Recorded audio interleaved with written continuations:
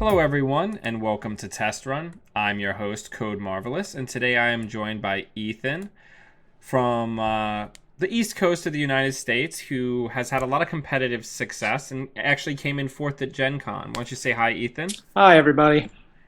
We're taking his Nexus Kate deck for a spin on competitive Jinteki, and we're against Sync. Isn't that lovely? That is lovely. That is That very is lovely.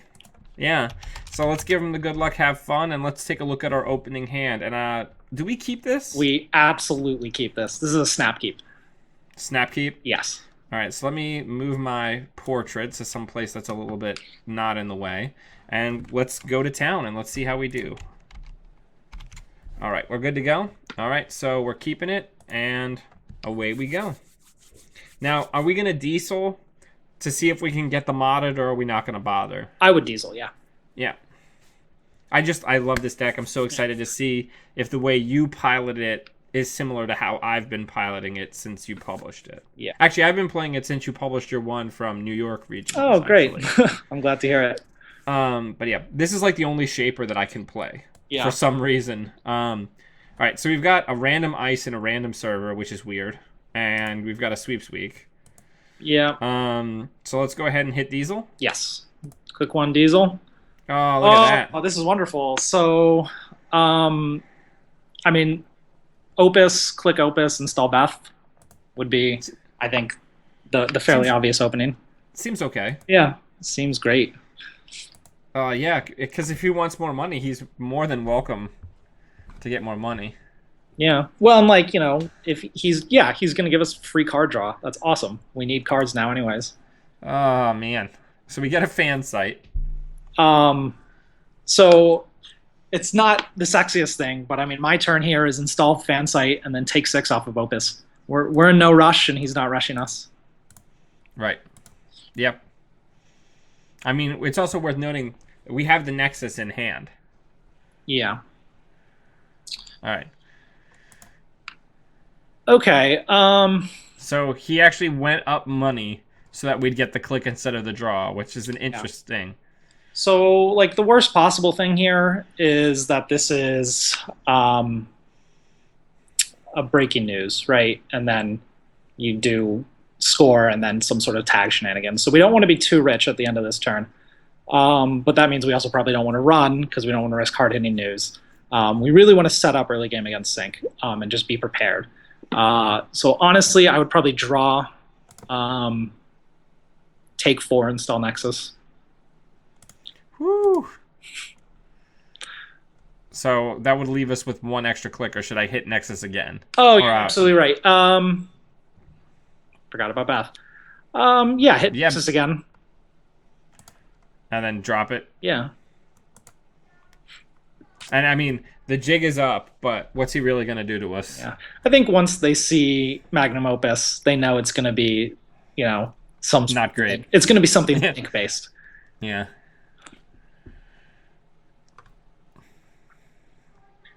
Yeah, I care not for your Gutenbergs. There it is. So he's probably just going to trash Beth. There's no reason for him not to. I think trashing Beth is definitely the right play from here. Yeah, absolutely. Yeah. But we already got a decent amount of value. Yeah. We already got. We got our click back, and we got a card draw. Yeah, it's all right. It's not terrible. Yeah, and he wasted a click and 2 credits. It's fine. All right, so what do we want to do here? Do we want to QT it? Yeah. So now we got a whole bunch of cards. Ooh, boy. Okay, and how many cards you got in hand there? 9? 9. Okay, so I would hit Opus and then double hedge, or double sure gamble, rather. And you trash here, well, I mean, you're not going to need the Plascrete. Maybe you'll need the Plascrete, and if that's the case, then good game. You got tricked. And then I would dump either the Mimic or Parisia. Parisia's useless, I think. Yeah, we can probably just get rid of that. I mean, you don't really need Mimic either. You're not going to be using Mimic this game. You're not going to install it. It doesn't really matter. Do you know what would really help here? What's that? An SMC would be pretty good. An SMC would be nice. But what would you be SMCing for? Probably just Lady. I say you can get the same value by install Lady, take 2, run the remote. So is that what you want me to do? Yeah, I would say that would be a good play. All right, so let's check it out. Archangel.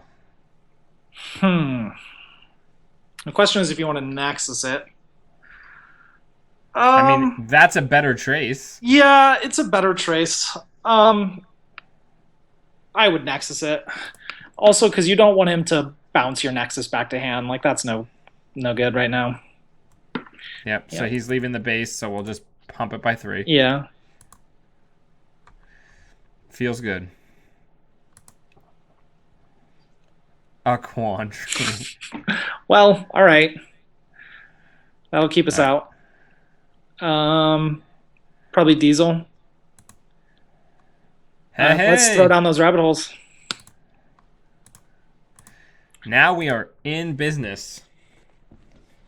Because it's worth noting that we don't have to break Lady, or not Lady, Archangel like ever again. Oh, and he's going for broke.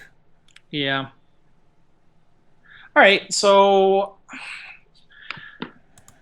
the scored Astro is definitely not as scary as it used to be. So this is... Do we want to hit HQ at all? Yeah, but we also want to be able to threaten the clot. Like, him being on 5 points is no good. So, do we want to diesel first then? I would diesel first, yeah. Hey! Yeah, first mod it out the R&D interface, I would say. Just get the free value out of it. Then install SMC and take 3, or take 2. Do we not want to check R&D or HQ? No, yeah, you're right. He's broke. I'd hit R&D. But I mean, he could res a resistor, but what's that doing? Yeah, no, that's blank. My only concern is him scoring an agenda, but on 0 credits, it's not really a big risk. Hey! There we go.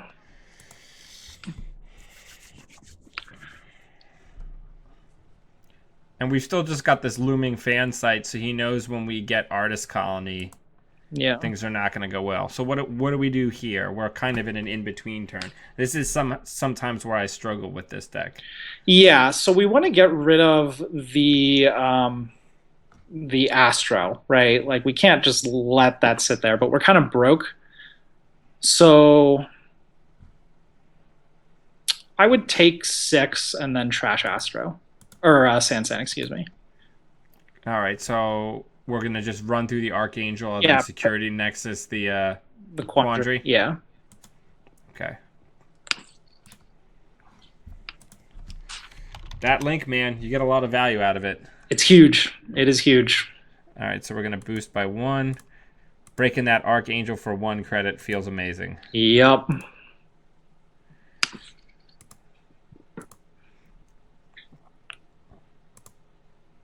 And the Parisia wouldn't have helped us anyway because it's an upgrade. Yep. Yeah, like, the only thing that's going to work on is Jackson. Yeah, in this matchup. Yeah.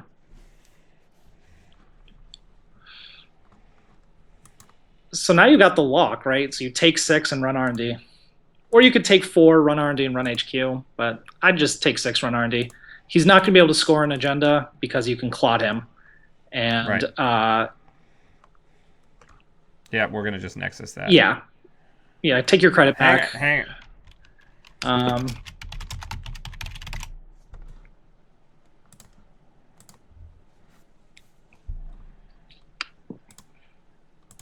And that's awesome, right? Like, this is a classic example of this dude just vamping himself. Like, he achieved nothing by resing that. Right. But he feels like he has to because that's, that's the mindset of the corp, right? Yeah. You're like, if I res ice, I'll keep him out, but not if it's the only ice that I'm encountering. Right, and that's actually great information too, because now we know that, like, we can totally run Mimic's HQ. worth it, and we also know that Mimic is worth installing. So it's not really, because it's trace 5, right? Oh, right. Yeah, so you're just linking through it. I mean, at this point, you check the remote because you always got to check it.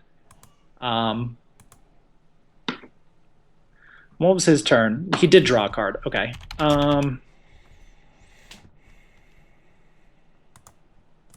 God, this feels good.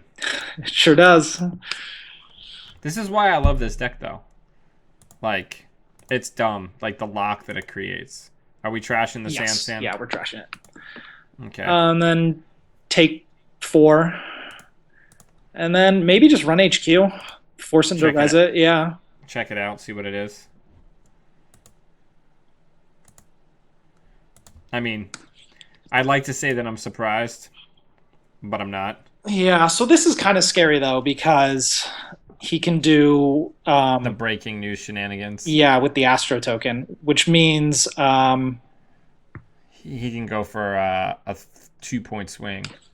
Yeah, well, he gains 2 and we lose 1, right? And that's going to put him on 6 points. So I would say if you can, like at the beginning of his next turn, maybe just ask preemptively for him to pause before he takes his second click, and just get the clot out. Yeah, I actually no, because he can. Yeah. Before second click, get the clot out. Okay. So what do we want to do this turn? Take 4, check HQ, check R&D.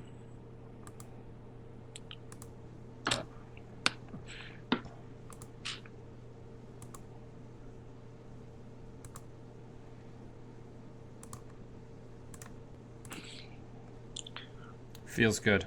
Feels good. Feels good. Another exchange of information and a celebrity gift. Yeah. I need you to pause after your first click. That sort of spills. But I mean, but you know, if he doesn't install, then if we were in person, it would be easy. Yeah. Do you know what I'm saying? Yeah, exactly. So we're getting clot out. No need. He only just took a credit, right? Like if he installs. So the thing is, like, it's a little hard over the internet, but as soon as he installs something, we want to get out clot just as a like, you never know kind of situation. Right. So now he's trying to get up to the point where he can res ice. Do we want to go for an HQ run and then put Polyp down just for the sake of it, or do we want to get Earthrise down? I don't think there's much value in throwing down Polyp preemptively, right? Because if he knows we have it, he'll just use Jackson. It's definitely a thing you use like as the gank or like, to kill a well-protected asset. Right. So do we want to do HQ? Yeah. I might actually poke HQ multiple times if he keeps letting you in. I mean, we've already seen like the top card of R&D, so it's not so important that we check it. Or we could see the same hedge fund multiple times. Yeah. I would just take... Well, yeah, check HQ one more time and then click Opus. You know, he does have money cards, so you want to keep outside the range of the hard-hitting news. You know, obviously the 5 link is huge for that, but well, yeah, Celebrity Gift's not going to get him there. But, you know, you want to be prepared for the possibility of that. So right now the money war is on. So I say take 6, check R&D. Yeah, and it's worth noting that we're able to do this without really furthering our board state at all from this point. Yeah, I mean, like, we're set up. We probably don't have to install another card all game. Psychographics, not surprising, and a Data Raven, also not surprising. Yeah, it's worth noting for the purposes of hard-hitting news, we always have 5 more credits than him. Yeah. Okay. So that's actually good for you that he installed that ice, because it's probably the Raven, which means we only get 1 run, but we only need 1 run. And it's costing him money, and it's costing us minimal money. So, yeah, take 6, check R&D. We've got the lock at this point, right? Like, at this point, the game is sort of decided, I think, barring some really bad luck. All right, so now we're just going to say fire it. Yep.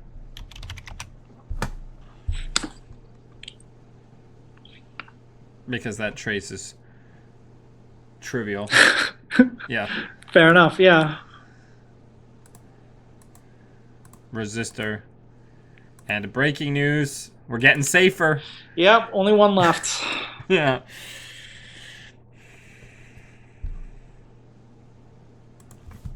I'm basically poised if he installs a card. Yeah.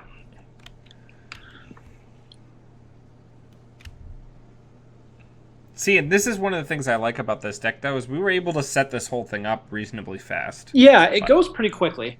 And we got a pretty good opener, too. We got a pretty good opener here. But, you know, like, if we'd seen Artist Colony instead of Nexus, we'd be in basically the same position, right? We'd just be -1 fan site. So it's like, you know, you're giving yourself a lot of outs to finding it. Right. And it's also worth noting that there's 6 face downs in archives. Yeah, so it's worth checking. You know, maybe he installed a GFI there as early bait, you know, when there was a window to go for the exchange play. Right. Yeah, maybe we steal that. Yeah, we got a big credit advantage. So, you know, check archives, check R&D, take 4. Nothing. Let's see what he pitched. The hard-hitting news. Gone. Yeah, well, yeah, no, it's useless at this point. It's not going to do him anything. Yeah, soft-hitting news, unfortunately.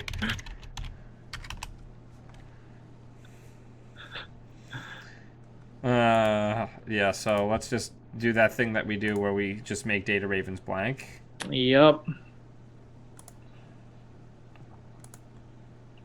And, like, we're pretty effortlessly keeping the money advantage here, right? Because if at any point he manages... Do we trash that? Yes, yeah. You don't want to give him the opportunity to make... And that's the game. Yeah. Wow, 12 spectators. Hi, everybody. 13 spectators. But yeah, man, this deck is just fantastic, and I love it. Oh, me too.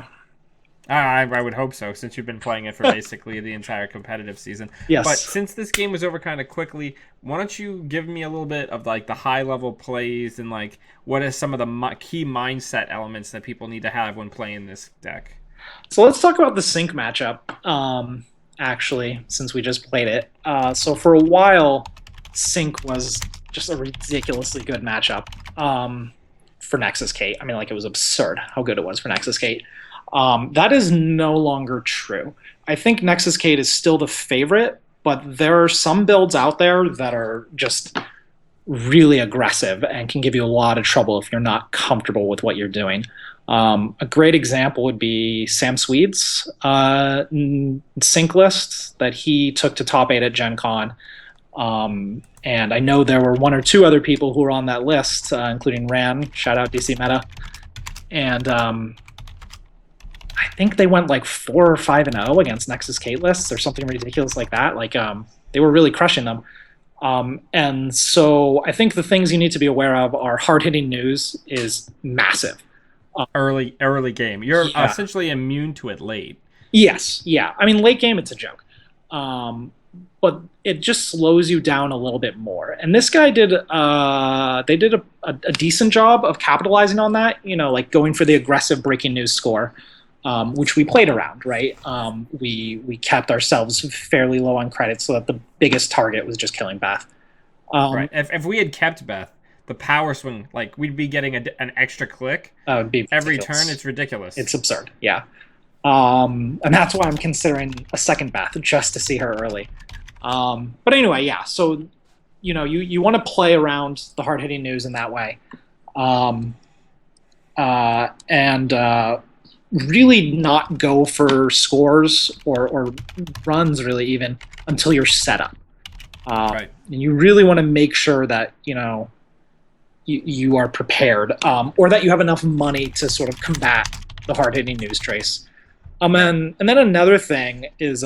It almost, if I can just interrupt you briefly there, the way this ends up playing against tagging decks now is almost like when you would play against Super Modernism, where you'd be like, okay, as long as I have like at least 4 more credits than the Corp, I'll be fine on my next turn. Yeah. Do you know what I'm saying? Like... But it's a bit more complicated than that, right? Because hard-hitting news is something where they land the tags this turn and they punish you next turn. Right. And because of that, they can play that burst econ really early, right? Or like at the beginning of the turn. So like they can blow their whole wad, and if the tags land, they have a turn to recover and punish you. Exactly. So you might think you have an advantage, but then suddenly it's hedge fund restructure, hard-hitting news.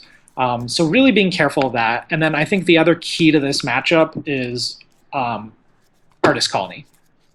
Man, oh man, Artist Colony is fantastic against Sync. At Gen Con, I played a game against Peter or Foil Flaws in top 8. And I think I sacked 5 points worth of agendas to him. And it was, to keep him off these kinds of plays. So he had an Astro scored and then fed me a global food initiative. So I know what's coming next, right? He's got the Astro token. I can't get clawed out.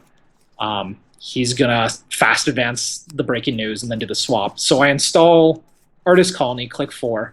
And as soon as he fast advances out the breaking news, I just sacrifice global food initiative, right? Like you'd rather lose those 2 points than create that huge swing. And then I would score breaking news and I would immediately sack it, right? To keep the clot threat alive. And by the time the game ended, I ended up decking him because there were not enough points left in the deck for me to get to 7. Like it was impossible for me to get to 7, but I was in control and like there was no way he was going to get to 7.